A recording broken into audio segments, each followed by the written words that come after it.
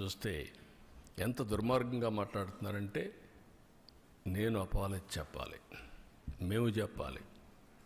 రెండోది, బూతులు తిడితే కూడా భరించాలి.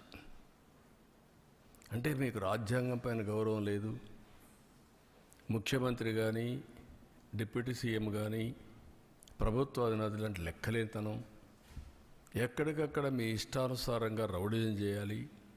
రౌడీజం చేసి మీరు అనుకునిందే వాస్తవాన్ని ప్రజలు మెప్పించాలి అంటే అంత నిస్సహాయం మేమందరం.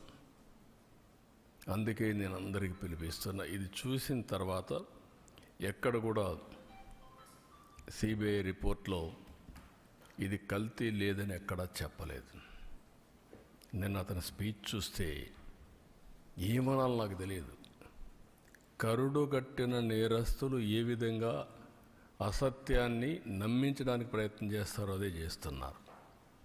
నేను ఆంధ్రప్రదేశ్లో ఉండే భక్తులందరినీ ఒక సామాన్య భక్తుడిగా అపీల్ చేస్తున్నాను.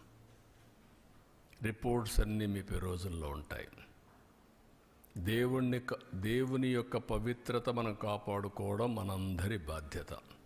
ఫండమెంటల్గా ప్రతి ఒక్కరు, విశ్వాసం ఉండే ప్రతి ఒక్కరూ దేవుణ్ణి దర్శనం చేసుకోవడమే కాదు, దేవునికి అపచారం జరిగినప్పుడు, అపవిత్రం జరిగినప్పుడు ఎవరైనా సరే ముక్త కంఠంతో ఖండించాల్సిన బాధ్యత మనపైన ఉంది.